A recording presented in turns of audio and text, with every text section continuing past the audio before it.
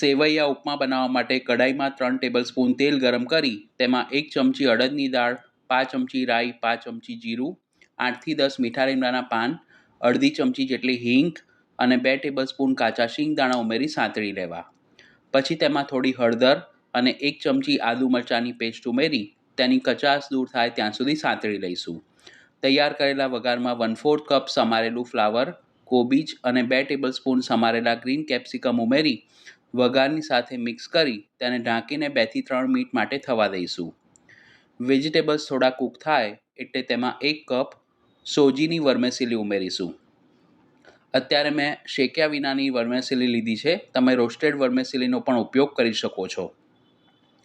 તે આછા બદામી રંગની થાય ત્યાં સુધી ધીમી આંચ પર શેકી લેવી.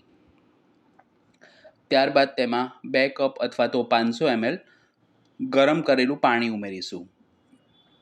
પછી તેમાં સ્વાદ પ્રમાણે મીઠું અને 1 નંગ સમારેલું ટામેટું ઉમેરી બધું જ સરખું મિક્સ કરી વર્મેસીલી કૂક થઈ અને સોફ્ટ થાય ત્યાં સુધી તેને 5 થી 7 મિનિટ માટે ધીમી આંચ પર થવા દઈશું.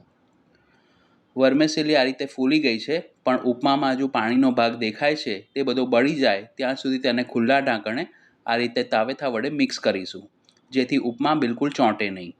છેલ્લે તેમાં સમારેલી કોથમીર અને 1 ચમચી લીંબુનો રસ ઉમેરી ગરમા ગરમ ઉપમાને સર્વિંગ પ્લેટમાં સર્વ કરીશું.